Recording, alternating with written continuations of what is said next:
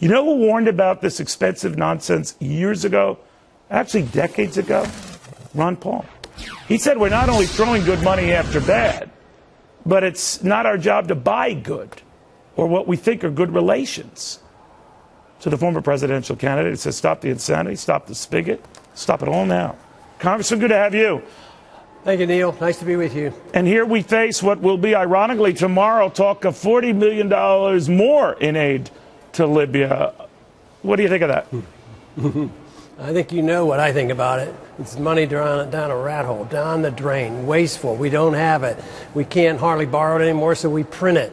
And we can't buy friendship, we buy more enemies. And I've argued that we have only two types of foreign policy we offer. If they do exactly what we tell them, we give them money. If they don't do it, then we go and bomb them. But it looks like now we do both. We give them money and they kill us with our money. And I thought your opening statement was fantastic. I thought you were hitting the nail on the head on the ridiculousness of the foreign policy. It's easy to argue a non-interventionist foreign policy. Mind our own business, keep our own money, and be friends with people and trade with people. And I didn't invent it. The founders advised us of that, and that's what our Constitution demands. So I think we should give it serious consideration. You know, Congressman, I had Senator John McCain here said, be careful what you wish for, though. We embolden the radical elements, and by not giving money, we hurt the moderate elements. I want you to listen to what McCain had said just a little while ago with me. Okay. I think we have to be judicious as to how we use taxpayers' dollars, but I can guarantee you, if we take action that makes enemies out of that part of the world, we will pay a very heavy price over time. Now, to your point, I think we've already got the enemies. That's what the billions has bought, so I don't know what stopping it would bring. But what do you say? I think that's our business. That's what we do all the time, where we're making enemies. I mean, we're in drone warfare any place, anytime we want to go, and we overthrow governments when we want to dispose of them after propping them up, and then people just get angry at us right now. We're stirring up another fight in Syria, and who knows when it'll come to Iran. So it's on and on. We're always building up enemies, and we did that prior to going into Iraq and Afghanistan. So it's on and on. I think the approach has to be different. So Senator McCain had a very good point. We shouldn't be making enemies, but I don't think he understands exactly how you make enemies. And it's our aggressiveness, our imposing our will on other people.